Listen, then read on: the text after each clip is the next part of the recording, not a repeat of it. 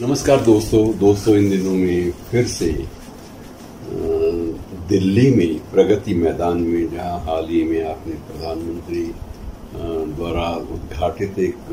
विशाल कक्ष का स्वरूप देखा, उसी प्रगति मैदान में इन दिनों में फिर से एक बुक फेयर, पुस्तक मेला आरंभ हुआ है। ये बहुत थोड़े अरसे के लिए है, ये 5 दिन का है, गालिबन 4 या 5 दिन का। और इस 5 दिन के पुस्तक मेले में मौसम के लिहाज से ये भी आशंका थी कि शायद लोग नहीं आएंगे, कि अब जब दुनिया सारी की सारी डिजिटल मीडिया की तरफ आकर्षित हो चुकी है, नावल जो है या कविताएं हैं, जो नज़में हैं, ये सारी की सारी उपलब्ध हैं डिजिटल वर्ल्ड में, डिजिटल दुनिया में, और कभी किंडल्स के नाम से, कभी किसी के नाम से, तो अलग अलग सारी पुस्तकें पब्लिश हुई मिल जाती हैं, तो लोग मत्थापच्ची क्यों करें। लेकिन इसके बावजूद मित्रों एक कमजोरी होती है, जिसकी तरफ बाकायदा गुलजार साहब ने भी संकेत किया था, किताबें झांकती हैं बंद अलमारी के शीशों से। तो एक राब्ता जो है किताबों के साथ, वो इंसानी जिंदगी का बना हुआ है अब तक, और उसके लिए अब भी उत्साह मौजूद है पुस्तक मेले के लिए। और सबसे अच्छी बात यह है कि जो विशेष उत्साह देखा गया है वो युवा पीढ़ी में देखा गया है। युवा पीढ़ी को अब भी ये लगता है कि बावजूद इसके कि दुनिया बहुत फैल चुकी है, चैट जीपीटी और उसके अलावा इंटरनेट, गूगल, ये सब चीज़ें इतनी ज़्यादा मात्रा में उपलब्ध हैं, लेकिन उसके बावजूद एक जो सेटिस्फैक्शन है, जो तसल्ली है, वो किसी पुस्तक के रूप में ज्ञान के किसी भी भंडार को हाथ में लेकर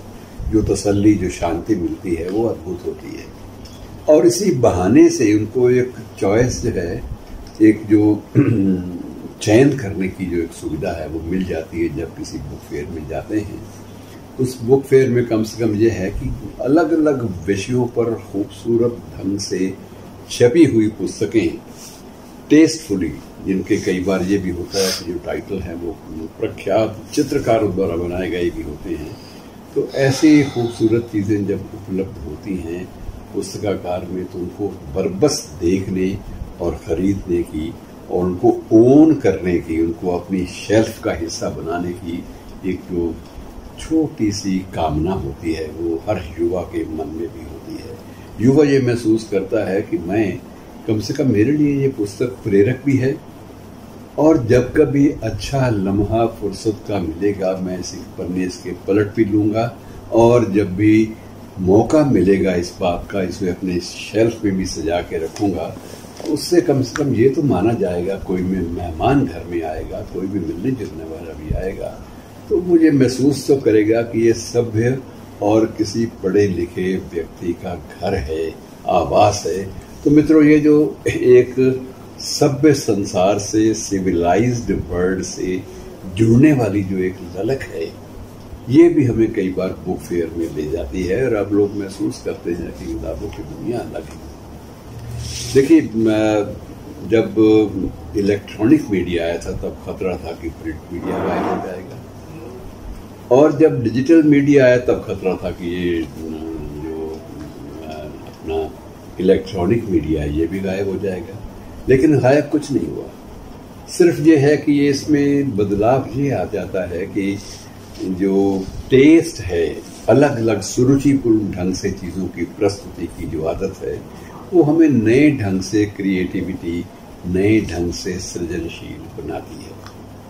अब आप देख लीजिए, किसी भी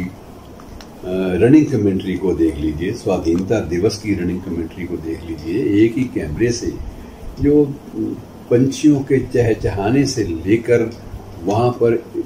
चलती हुई परेड के जो दृश्य हैं अद्भुत, वो अपनी आंखों से इस तरह से हम लोग देख लेते हैं जैसे हम लोग वहाँ पर मौजूद हैं। और कमेंटेटर हमारे सामने ऐसे ऐसे दृश्य शब्दों के माध्यम से प्रस्तुत करता है कि हम लोग महसूस करते हैं कि ये चीज़ें तो हमारे सामने हो रही हैं और हम गवाही दे रहे हैं इन चीज़ों की। तो मित्रों, कभी कुछ भी खत्म नहीं होता। जब डिजिटल मीडिया आया है तो ये मत समझिए किताबें खत्म हो रही हैं। किताबें आज भी मौजूद हैं। किताबों को गिफ्ट के रूप में, तोहफे के रूप में देने का ये भी तौर तरीका मौजूद है। और एक बात याद रखिए, किताबें हमको उनकी मौजूदगी, किताबों की मौजूदगी हमें सभ्य होने का एक एहसास देती है कि हम सिविलाइज्ड दुनिया के सदस्य हैं। शुक्रिया।